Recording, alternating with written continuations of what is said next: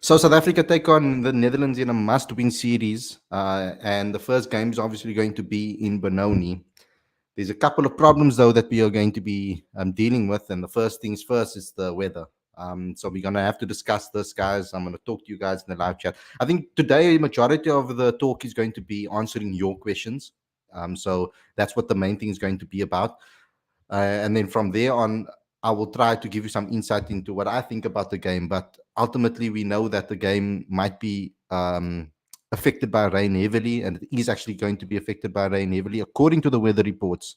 Now, we do know that in the IFL, things can change on a whim. You never know what can happen. The weather can change, and then we suddenly do have a game on our hands. I mean, I'll tell you a little story a little bit later before we get into today's show. But before we get going, before we get started, please subscribe to this channel. Please click that notification bell for all future videos. Don't forget to smash the like button, comment, share, and subscribe. And then also download the latest issue of Cricket Fanatics magazine monthly. Every issue is 100% free, straight to your inbox every month. The link is on the screen as well as in the description. The latest issue is about the new era, to give you some insight into the new era. So please go download that issue right away. It's 100% free, so I don't know why you guys don't do it for me. And read the magazines, please, guys. All of those stats will help us for future sponsors, etc.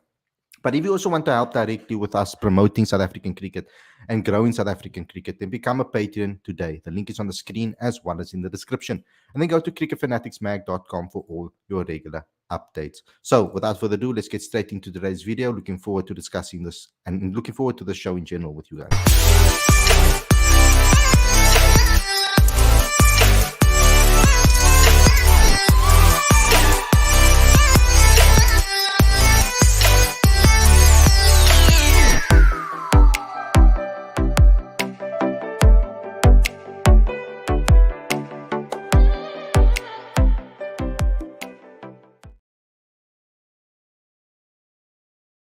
Very good evening and welcome to Cricket Fanatics Magazine. This is your preview show. I'm your host, Khalid, and this is the show where we talk about everything that has to do with the game between South Africa and the Netherlands. The first match, of course, in Benoni between the Netherlands and South Africa. Now, before I get going, there's a massive bombshell that was dropped, as the headline says, about an hour ago on Sport 24 by Lloyd, the editor of Sport 24.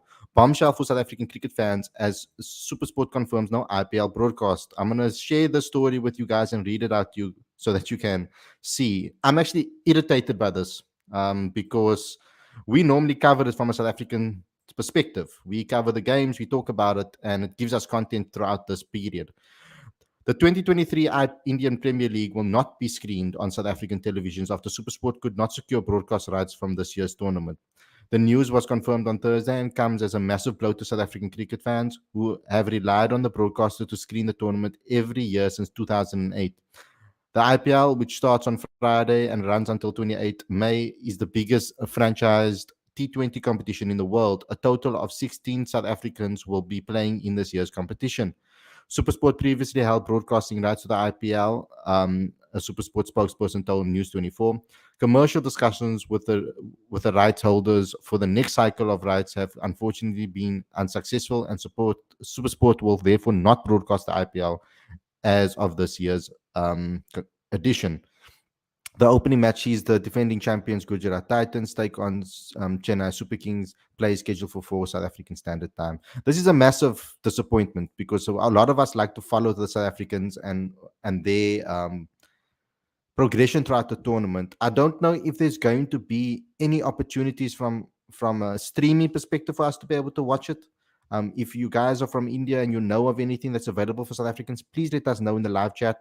Please let us know if there's any way that we can actually stream these matches, because I would really like to see it. I would really like to watch our South African boys play. But let's get straight into this. I have to say, I'm actually quite excited at the moment because I had an amazing exclusive interview with someone that I think is a massive influence in cricket or in sport in the world, and in the world with regards to music and sport. I had an opportunity to talk to Michael Yormark, from the president of Rock Nation. I don't know if you guys know about Rock Nation, but Jay-Z has a company called Rock Nation. And Michael Yormark had an exclusive interview with me today. I asked him a little bit about himself. I asked him a little bit about the Rock Nation and what they have, what they've been doing from their perspective.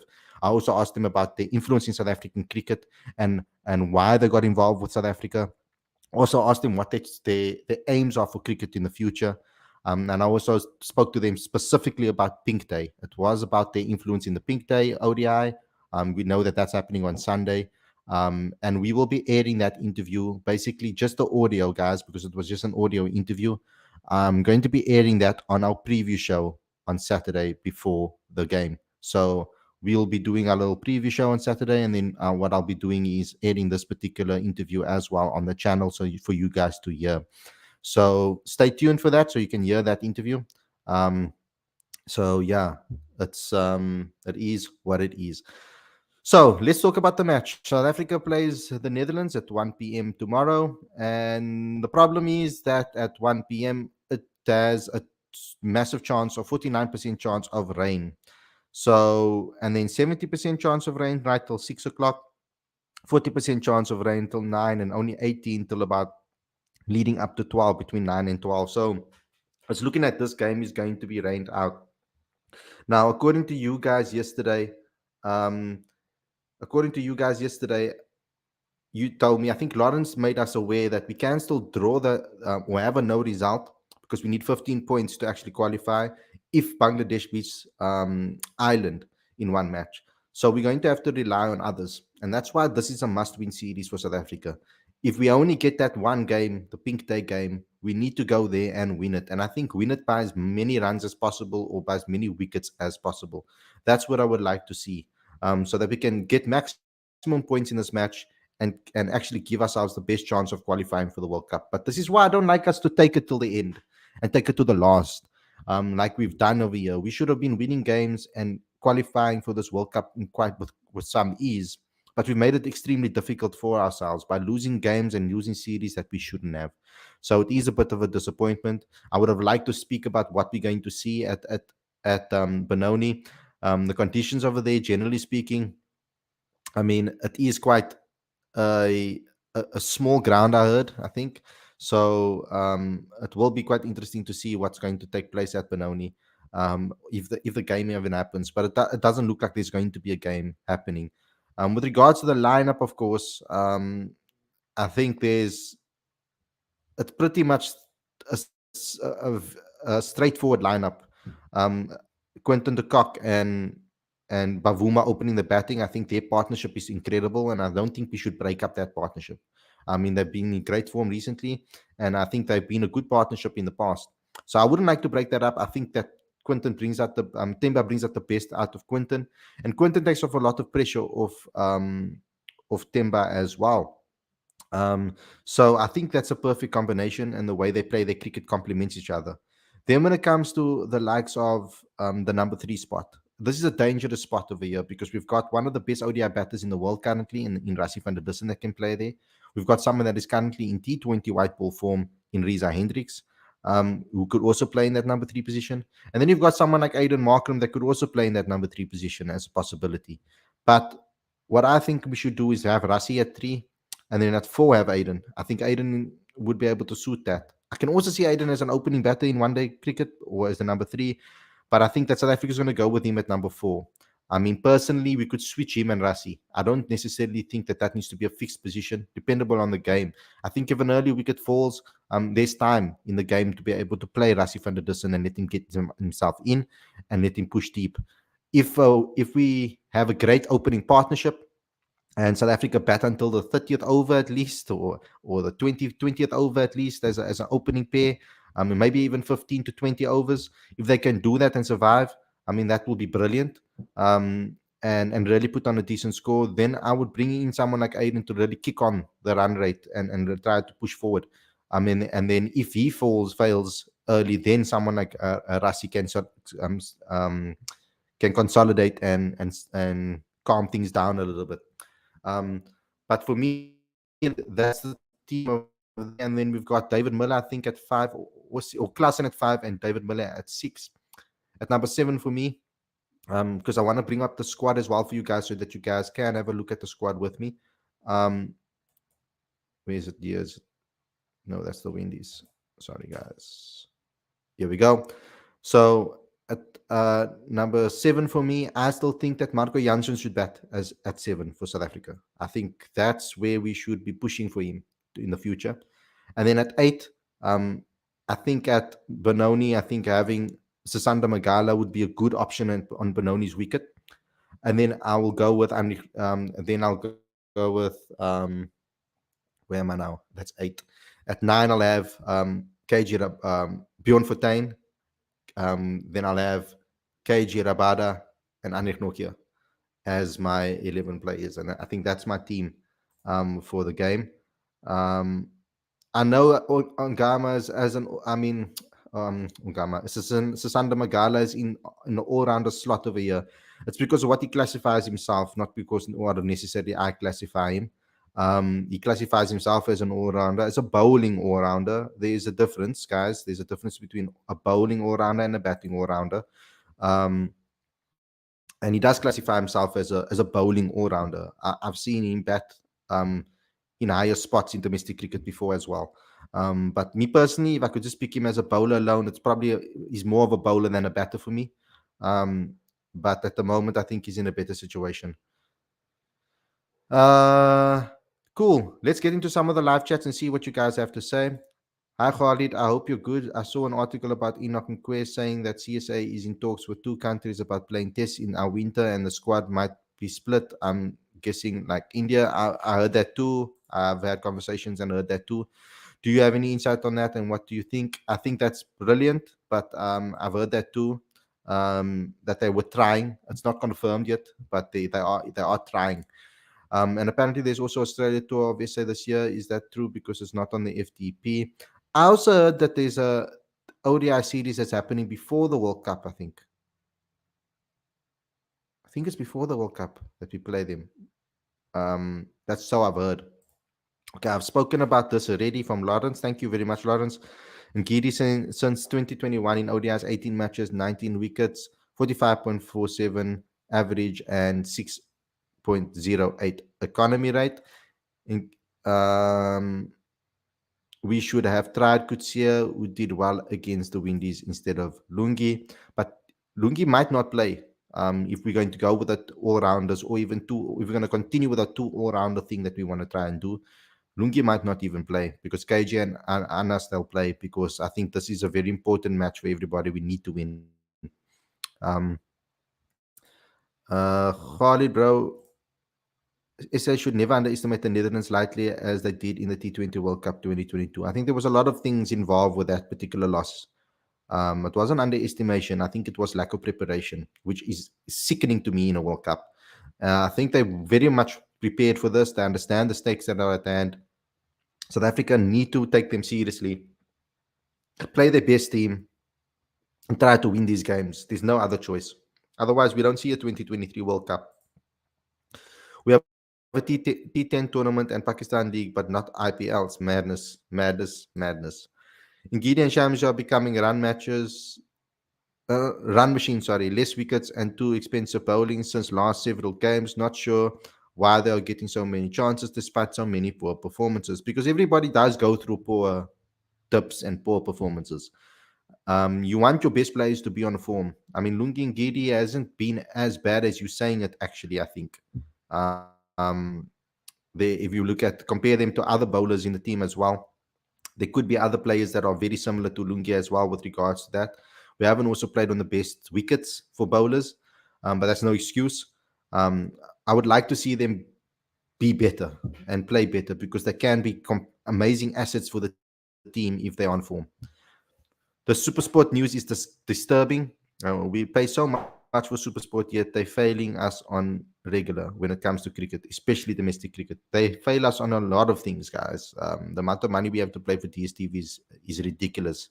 But to be fair to DSTV, we only really pay for sport. A lot of us only play for sport, really. But to be fair to DSTV as well, the amount of access we have to different things, movies, series, and sport as well.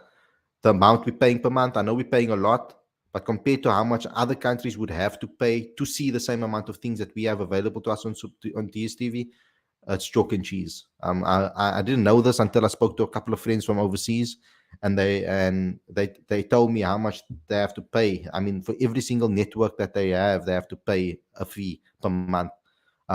So it racks up, it adds up. If you want to watch football, you want to watch cricket, you want to watch rugby, you want to watch movies, you want to watch series, all of that money racks up over a period of time. TT Khalid, you're making big moves. Congratulations. Thank you, bro. Thanks a lot. It was an amazing opportunity to speak to the president of Rock Nation. We will be releasing that interview on our preview show for the Pink Day ODI on Sunday. So on Saturday, we'll be releasing that. It was a very awesome experience to meet him and to see him face to face. We won't be releasing, it was just a podcast audio interview. So we'll be releasing that on our show so you guys can listen to it. While after the show is done, we will air it on the show to give you guys some insight into what Rock Nation is going to be doing for Pink Day as well. Rain predicted all day, Khalid. Not a ball will be bowled. I'm scared of that, but we do know that things can change. Especially in the IFL.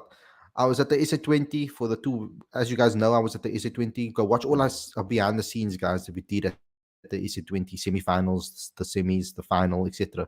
At the semi-finals, um, it was raining, like pouring down throughout the morning and throughout the afternoon. But as soon as where the game was supposed to be predicted to be played or scheduled to be played, the rain stopped. And yet I looked on the weather reports and it was predicted that there was supposed to be rain for the entire semi-final, for the entire day. It stopped suddenly for the actual game, literally. And they completed the game, and then it started raining immediately afterwards as they were doing interviews on the field again after the game, which was crazy for me. I thought that was remarkable that we actually saw that. The same thing happened at Centurion, and the same thing happened at the Wanderers. It was crazy to see that actually take place. That we had predicted rain for the entire day. It's like Mother Cricket was watching over us and decided, you know what, we need to get these semifinals done with. The ODI format is definitely our most challenging format of three. Definitely is. We should move away from rotating regularly in ODIs as we need to find stability first. We don't want to see a 2019 World Cup again. No, we don't. That was a terrible World Cup.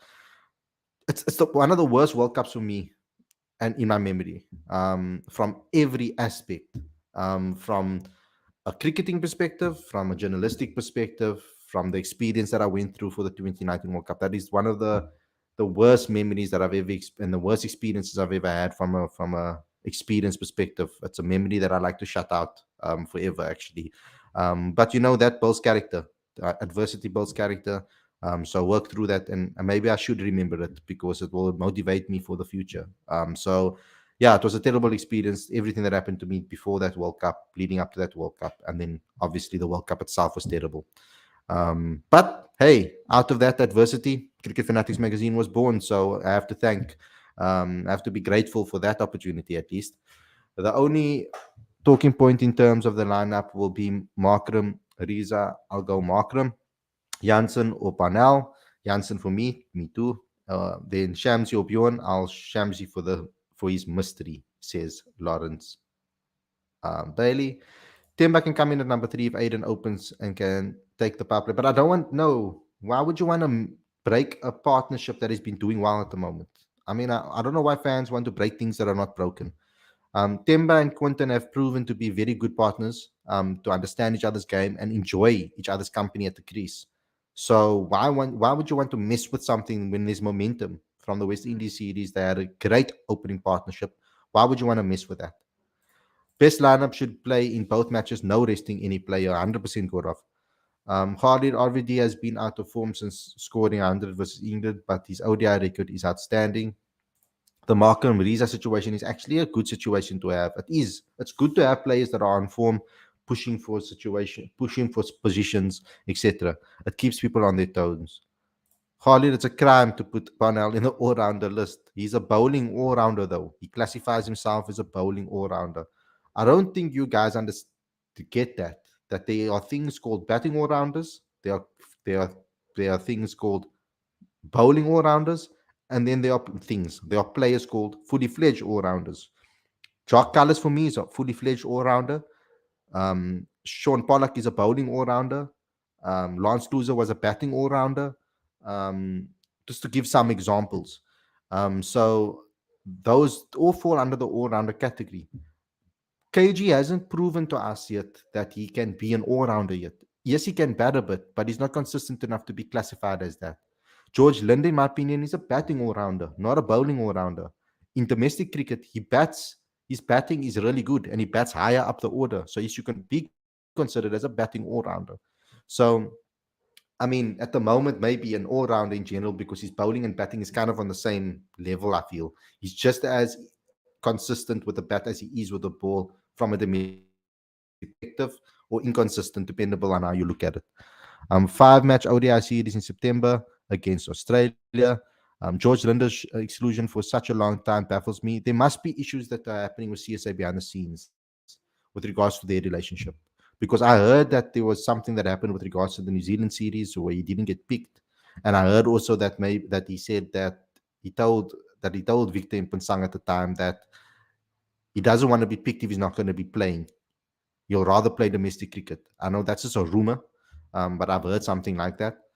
So there must be something going on behind the scenes with regards to George Linder. Khalid, bro, you can't play Parnell at 7. If you play him, then you top 6 would take responsibility to finish the game. I played Marco Jansen at 7, by the way, and Magala at 8. That was my decision. It's between Magala, I think, and Parnell. It's not between Parnell. It's between Parnell and for me, it's between Parnell and Magala, and it's not between necessarily Janssen. But the left arm seam option is a massive option, and I think that Wayne Parnell's bowling isn't as bad as everybody makes it out to be. I think he's actually quite good with the ball. So when you pick him, I think you need to pick him for the 8 slot or the 9 slot. I don't see him playing as 7 or 8. I don't think his batting suits 7. 7 is someone that needs to come in, win a game for you, smack the ball at the park, play from almost the get go, be attacking and almost instant with your response. Whereas Barnell is someone that when he did get the opportunities to bat, he batted at the top of the order, number 1. He opened the batting sometimes, and that's when he scored his major runs. I don't think he scored many big runs batting at 7 for in domestic cricket, at least I'm talking about. If it rains tomorrow and we win Sunday, do we still qualify for the World Cup automatically? No, we don't. We have to wait and see what happens with regards to the match between um what is it again? The match between Bangladesh and Ireland, I think, from what I know. Someone can just confirm that in the live chat for me, please. Um Davis TV, I've had enough. I bring Linda into the squad, but he's not in the squad, so there's pointless in us talking about that. Because Linda's not in the squad. I think Khalid, another place where we can watch IPL matches is message. Oh, IPL matches. I'll message you. Thank you, bro. That will help a lot. Can you name one good ODI batter in domestic cricket? Jordan Herman. Uh, he's good. um, there's a lot. I don't know what you're talking about. um, uh, we can talk about Ryan Rickleton, Tony DeZorzi. I mean, they're not in the squad, so I can mention them too. I'm cheating a bit, but it's true. Cal Verena, cheating there. It's too. It's true. Um, Jordan, like I said, Jordan. I think Dominic Hendricks, generally speaking, yes. Um, Donovan Ferreira has played pretty well. Deva Brevis has played okay in the matches that he has played.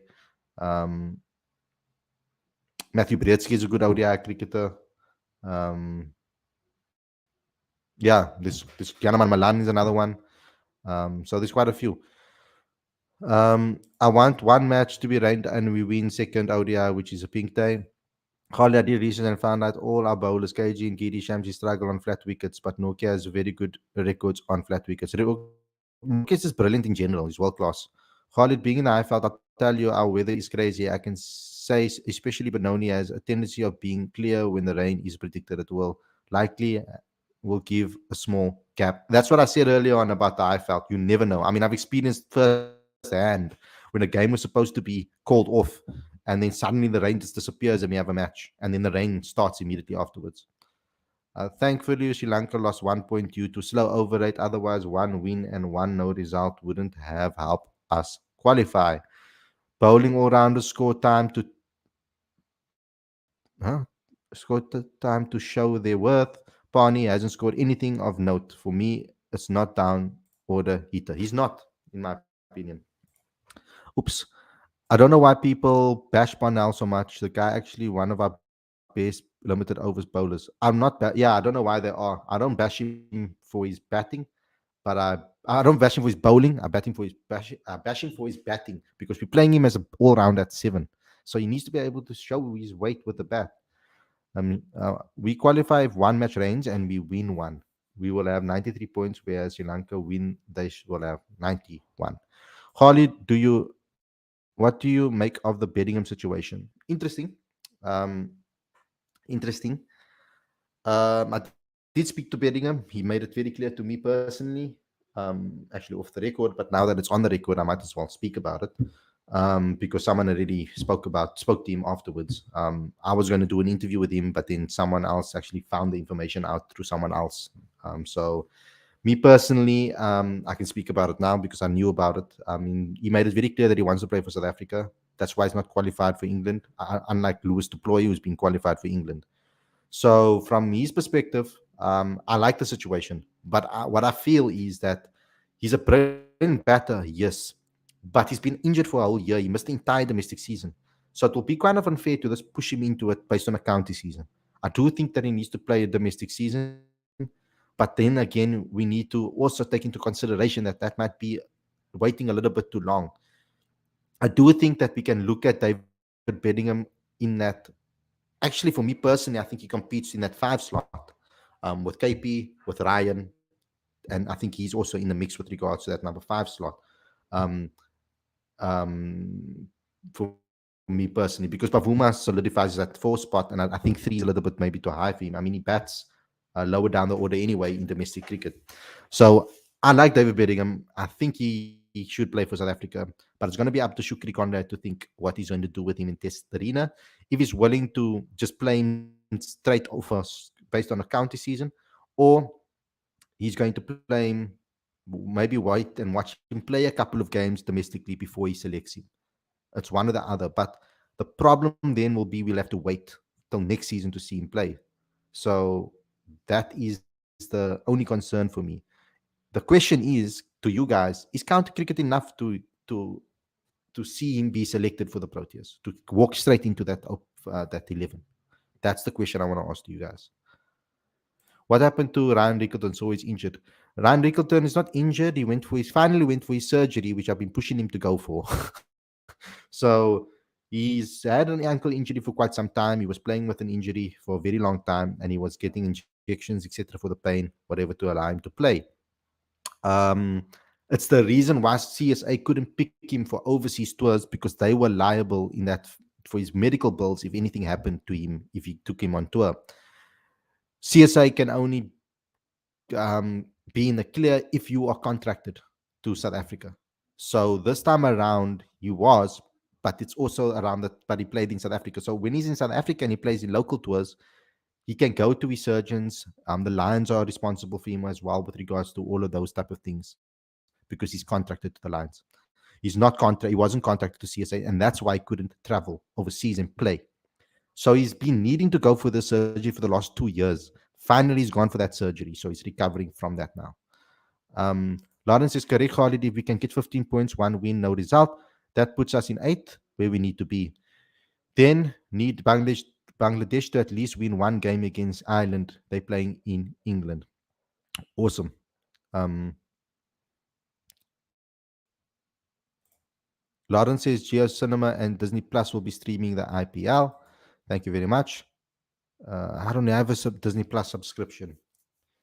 Parnell isn't an aggressive, and didn't Supersport get a deal with Disney Plus? If you buy the new decoder, then you get Disney Plus on your decoder included in the price. So why the hell wouldn't they get the IPL rights? That's ridiculous. That's retarded. I mean, anyway, that's stupid. Sorry, wrong word. I shouldn't be using that word. That is stupid. Ticket price 500 rand. Why will anyone come? It's Pink Day. I mean, not for this game. I mean, for the Pink Day, it might, better be sold out. I hope it is. How do you think that twice before naming domestic 50 over batter tells a story?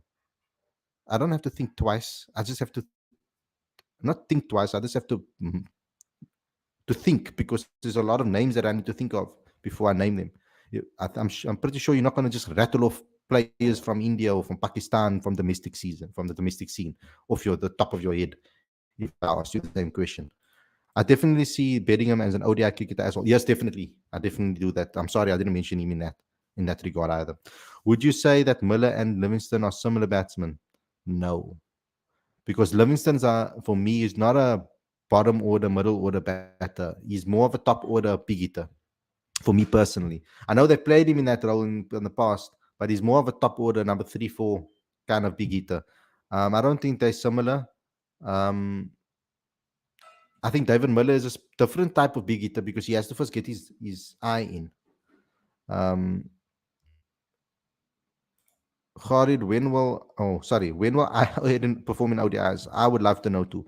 Khalid, but do you think that Magala should get a chance to play at number 7 for SA in ODI? I mean, if he really wants to see if he's an all rounder or not, I think that would be a good option.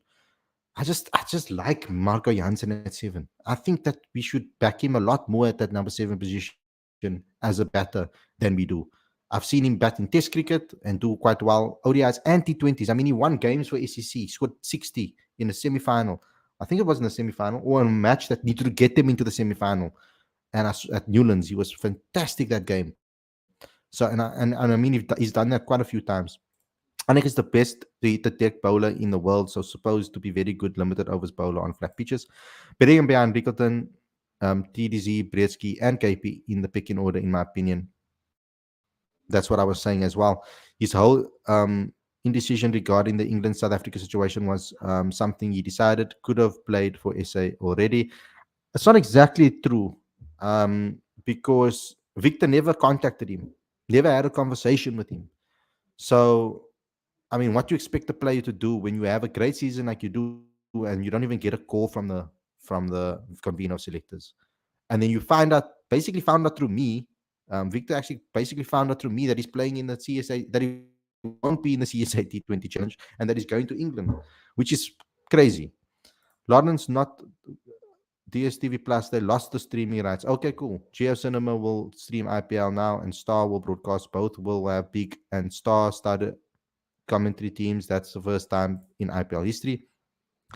Going for future, someone like Stubbs can model Livingston because he's been a good game changer and finisher for England. Overrated. Overrate has been a problem. We shouldn't let the Dutch score to 50. Marco Jansen should be 7. I agree. Khalid, when is South African match over? When is the South Africa's match after the IPL? Um, let me let me check that quickly. I think we play India. I don't know exactly the dates now. They haven't released it to us yet in a format that is easy to find. Um, so I'll have to go check that for you, bro. Um, maybe someone knows in the comment section. Let me check here quickly. After the IPL,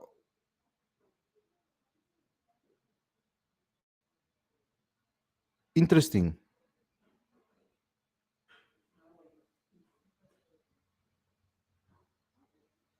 June 2023,